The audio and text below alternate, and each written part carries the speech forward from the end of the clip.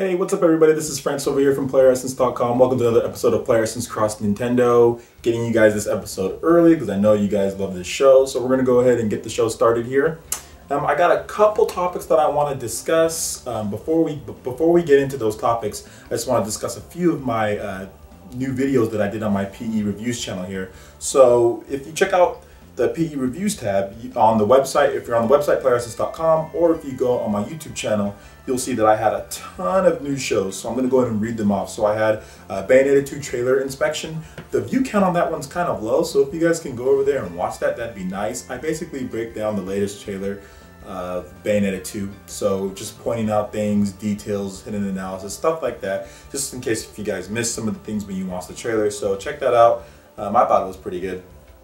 I also had a PE discussion on Nintendo's next generation machine, so I just basically discussed that. A lot of you guys have already watched that, but if you haven't seen that yet, definitely check it out when you get a chance. Basically going over the rumors, what we've heard so far, what it's going to do, stuff like that, and of course getting you guys' input because this is a community. We all talk with each other, so that'd be great if you guys can do that. Next, I also did a Nintendo 3DS Essentials collection, so volume 1, I'm going to be doing more of these where I basically talk about the best RPGs on the system. Went over plenty of different stuff, so if you're in the market for a Nintendo 3DS and you're looking for certain RPGs or what you think I think is good, because I have one and I play it, it's my favorite system, check that video out as well. And lastly, I just did discuss the Mass Effect franchise. So I did basically a retrospective kind of on all the Mass Effects and what I think about them, and basically my hopes and my dreams for Mass Effect 4, because that's one of my most anticipated games. So that's basically the content for this week on my channel. Trust me, there's more coming. We're going to have more content on Friday, maybe something up Saturday as well. So look forward to that. Alright, so we got that over with. Let's go ahead and let's get into the news. So the first thing I want to talk about is Sonic Boom. Now there was some confusion over Sonic Boom's release date. I think Tommy, one of the toy makers or one of the companies that's in association with the TV show and all that, said that Sonic Boom will be coming out this May. That is 100% false. Sonic Boom will not be coming out this May. Sonic Boom there's no release date yet. That's what Sega said. There's no release date and there's not one right now. The show comes out, I think, in September or so, somewhere in that area. So expect the video game to be around then. May is a little bit too early, but otherwise though, I mean, just talking about the game itself, the game looks great. Of course, it's running on the CryEngine 3. I've already covered that a lot. I'll have another, probably another PE discussion talking about Sonic Boom, but yeah, I think the game is looking pretty good. The graphics look fantastic because of the CryEngine 3, and it's being handed off the big red button. You know, these are the same guys, or some of the same guys that have worked on like Uncharted, they've worked on Crash Bandicoot and other games. You guys have heard the whole deal, but I think it's just cool. I think the game is looking good and it's promising for right now, but of course we have to wait and see how it turns out. But for right now, the release date is not May. The release date is going to be later. Hopefully they take their time, get it polished, because I want a good Sonic experience. You know, Sonic Lost World is good, but Sonic Boom has the potential to be much better just because of all the different things you can do. Like I said, I think it's a natural evolution of the Sonic franchise. So no May for Sonic Boom, later in the year. All right, we'll probably get more details at E3. All right, next we're going to move on to Donkey Kong Country Tropical Freeze review roundup. So Donkey Kong Country Tropical Freeze is actually going to be launching pretty soon here, February 21st. Depending on when you're watching this, for me, that's going to be tomorrow. Some of you guys might already have it, depending on when you're watching this. But yeah, Donkey Kong Country Tropical Freeze is coming, and we have a review roundup on Playeressence.com. So if you want to get all the reviews, see what people are saying, it's gotten a few kind of iffy reviews here and there, but overall the review roundup is pretty good. I think it's solid 80s, like 82, 81, so that's pretty good. Just humming over some of the scores here. Eurogamer gave it a 7 out of 10, Nintendo Life 9 out of 10, Nintendo Insider 9 out of 10, Nintendo World Report 85 out of 100, Polygon 8.5 out of 10, Joystick 4 out of 5, Game Informer 9.25 out of 10, Destructoid 10 out of 10, IGN 9 out of 10, CVG 8 out of 10, Digital Spy 4 out of 5, God is Geek, or God is a Geek 8 out of 10, Shack News 6 out of 10, Inside Games Channel, I think 88 out of 100, F Nintendo, that's a funny name, 8 out of 10, and Game Explains giving it a 5 out of 5. So a lot of good scores, and there's plenty more. If you head over to Playeressence.com, you can see all of them. And personally, me, I'm really interested in Donkey Kong Country Tropical Freeze. I really don't care what the review scores are. The game, it's it's a classic style game. You know, it really doesn't use the gamepad at all, so there's really no innovation as far as gamepad usage goes or using the actual hardware of the Nintendo Wii U. But the graphics still look really good, and the gameplay is as solid as ever. And you can also use this thing right here. So I like the fact that you can use the Pro Controller. I think it's very cool that you can use the Pro Controller and basically use any control scheme you want, remote and nunchuck, stuff like that. So overall, I think Donkey Kong Country Tropical Freeze is a great game. Haven't dug into it myself yet as the moment, but I'll be doing plenty of that. Plus I'll be doing a Let's Play on the game. So I'll be playing multiple different courses, checking out that, answering some questions if you guys have any, maybe if you're on the fence about getting the game or not. Definitely check that out later when I get that up. That'll be Friday. I'll be announcing a time and exact time later, so you guys will get that information. But Donkey Kong Country Tropical Freeze, fantastic game. I think it's very good, and if you like platformers, definitely check it out. Or action games. This one's tough. You know, it's one of those tougher ones. All right, next we're gonna move on to the next story here. So we're humming along. Miiverse gets another update. Now this was just a little bit of a smaller update. Marty on Miiverse just went over a couple things, so I'm just gonna go ahead and put it out verbatim here for you guys. So 3 different things. So here's the updates. We have all versions. This is the 3DS and the Wii U. You can now follow/unfollow other users directly from the followers page and no longer need to open their profile from the page, I guess. All versions, this is all versions. From now on, when posting in an area where it's not possible to attach screenshots, an icon of a screenshot with an X will be displayed. Up until now, the screenshot icon was simply not displayed. And at number 3, this is just the Wii U version. We have added an icon below posted videos to play them in high quality. Note that if there's no high quality version, then it'll just play videos in normal quality. So pretty cool. And basically what's pertaining to the videos is the videos that Nintendo posts, you know, on there, because we don't have the ability to put videos yet, but that's coming with Mario Kart. So yeah, we'll be able to play Mario Kart videos at high quality, so that'd be cool, or replays and stuff like that. Overall, I think Miiverse is evolving. I think some people might say that it's not evolving fast enough, and I might be in that camp as well, but I still think it's one of those, it's a huge application, and they're still working on things. You know, it's been about a year or so now, and hopefully at E3 we get a revelation, we kind of get a rebranding, and that's actually going to be the main topic later as far as what I'm going to be talking about, what I want out of Nintendo this upcoming year, and what I feel that they need to do to really basically reinvigorate the Wii U a little bit, put some more juice into it, and get some people excited about certain things. But overall, Miiverse is great, fantastic, use it all the time. Use it on my PC because it's faster, but I also use it when I get a chance on my Wii U if I want to just quickly put a message if I'm playing a game. But yeah, overall, good stuff for the Miiverse, and hopefully they continue adding new features to it. Alright, so we're going to move on here. Alright, and so for the last topic here, this one actually slipped through the cracks. I could have got it out on last week's show, but there just wasn't enough time for me to do it. So basically, the Piper from the Playeressence community, big shout out to you on this one. He actually translated the Monolith Soft X, the trailer. He translated all of what they were saying into English, and he put that on he gave it to me, and he put that on the website. So that was pretty cool. So I'm just gonna go over a couple of them.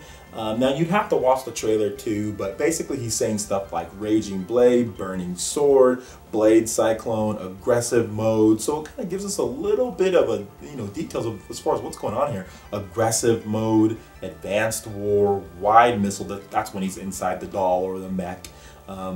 So yeah, pretty cool. Multi-missile, shield mode. So those are all the things he was saying, because it was all in Japanese, of course. So the Piper basically translated it for us. Now, if you want to see the whole thing, of course, hit the description below after this episode, and you can check it out. But yeah, it was really cool. I love Monolith Soft X. I think that game is fantastic. Hopefully you get it this year. It's looking really good. I think the draw distance and the graphics and the gameplay just look like a really awesome version of Xenoblade, which is good, but it's like an enhanced version because there's mechs. I mean, you can go in and out of those mechs at free will. You can fly up into the air. There's so much cool stuff in that game, and I'm just personally looking forward to probably one of my most anticipated.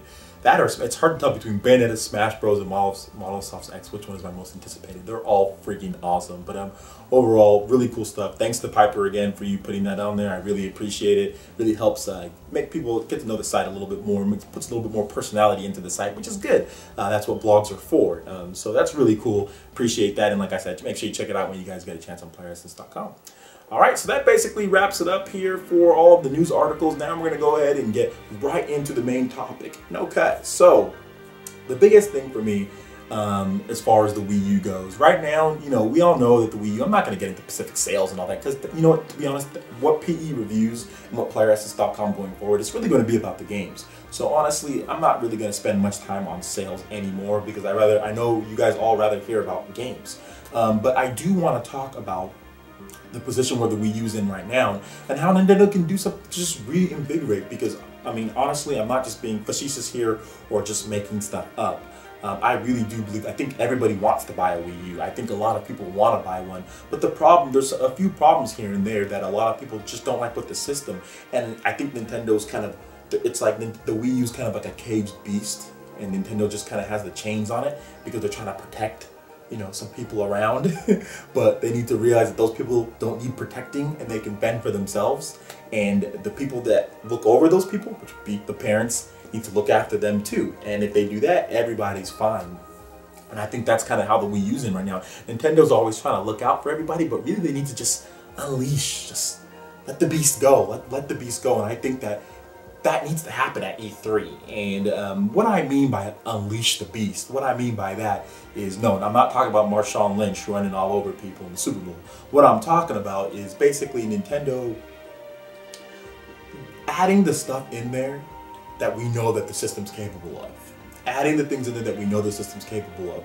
Cross-game chat, certain features like that, I think can be easily done. I mean, they can do video chat. They can do video chat from the gamepad, all sorts of options. They can do video chat. Cross-game direct link chat is not out of the question, you know. Stuff like that. Those are the type of things that gamers, I think, really appreciate that they got with the other systems, like, you know, with the Xbox One and PS4. And I think if Nintendo did stuff like that, that'd be cool. I also think, you know, you guys have heard me say this, but I think I'll say it again. I think Nintendo needs to add an achievement system. They need to add in a built-in achievement system. And I'll give you guys a reason why Nintendo needs to add one. It builds a relationship between the consumer and the people who play your games and the actual and the console. They want to play games more on that console because they can earn that and say, hey, look at this, I can show this off to my friends. And I'll give you guys a perfect example of this. The stamp system, very, very addictive. You know, very addictive. People on Miiverse have been taking pictures and posting, hey, look at my stamps, hey, look at my stamps. That's basically an achievement system, but it's just in-game. What if you can show that to anybody and you can see how many stamps anybody has on any one of your friends lists? I mean, Deus Ex Human Revolution Director's Cut, many games, Splinter Cell. When you do something, it actually pops up an achievement on Miiverse.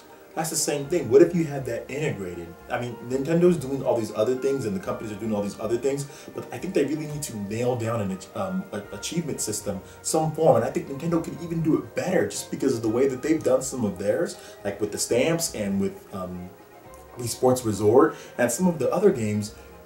They're phenomenal. Like, they're so much fun to collect, but it'd be so much better if it builds, you know, if it was integrated and it built that long-term relationship to where you can carry that on your Nintendo Network ID and carry that over or have that with you and show your friends. And I think that's the type of thing that Nintendo needs to do, a little bit more connected universe. You know, they're kind of getting the hang of things with certain games. Like you saw what Donkey Kong is doing with some leaderboards, which, you know, Mario doesn't have. So we got some online leaderboards and stuff like that. And now, I mean, Smash Bros is going to have online. Mario Kart's going to have some big online. Dr. Luigi has some good online. Monolith Soft X probably has some online in there as well. So the games are coming that do have that stuff. But I think basically featuring that integrated achievement system is really going to help the Wii U build, basically have people buy those games, because a lot of times when you look at multi-plat games, which a lot of us are, I have a PS3 and 360 right there in the background, we want those extra little bells and whistles, especially when you're deciding on a multi-plat. I think a lot of people who got like Assassin's Creed, a lot of gamers, they might have a Wii U, but they're like, well, you know, this one has my achievements that I can show with my friends. So which version do you get? You know, you're probably going to go with the version that goes with those little bit extra bells and whistles, you know, outside if you're not a big DLC guy. So the fact that Nintendo doesn't have that integrated achievement system, that's basically become synonymous with systems. I mean, PS Vita has it, Xbox 360, you know, all of them have it. Every PS4, all of them have it, but Nintendo continues to lag behind with that. And if you don't like achievements, then maybe they have an option to turn them off, or maybe you just ignore them. So I think they need to be there for the people that want it. So at this year's E3, what I'm expecting, which I will do a whole separate topic on this, but I'll basically keep this one short. I think Nintendo really needs to unleash it, unleash the Wii U, add in those features that people really want. Built-in achievement system would be great. Some voice chat, some other stuff, some quicker notification systems, being able to message friends and do certain things that it basically speeds the system up. And I think that's what they're going to do. That's my prediction, is that Nintendo is going to basically relaunch or revamp the Wii U at certain things. And like I said, I think the system works well. I mean, Miiverse works really good, and I'm actually fine with it. But I just think basically like I said, they need to rebrand and get people interested again. You need to change up a few different things if you want to attract certain fan bases. Now, this isn't just going outside of games. I'll have a whole other topic on games in a different PE discussion, but just basically to kind of just, like I said, reinvigorate the Wii U and get people saying like, oh, okay, wow, it can do that. Okay, it can do this too. Oh, wow, it has achievements built in and integrated. Oh man, I'm going to get all those stamps in Super Mario. Oh, I'm going to get all this in Donkey Kong. That's going to be a real big achievement because Donkey Kong is a hard game. So, you know, that's just basically, that's what I feel. And hopefully at E3, I think we'll see some of that. You know, we have the quick boot menu thing coming up. I think they said summer or spring. So that's a little bit more of usability, or, making these a little bit easier, but I think they'll go a little bit further at E3. At least I hope they do. But anyway, what do you guys think about as far as the news this week? Was it pretty cool? Let me know in the description below. What do you guys think about my plan as far as, well, not my plan, but what do you guys think about my assumption with the Wii U as far as just basically reinvigorating it? What's you guys' ideas? Let's have a mature discussion here about the whole thing. Let me know in the comment section below.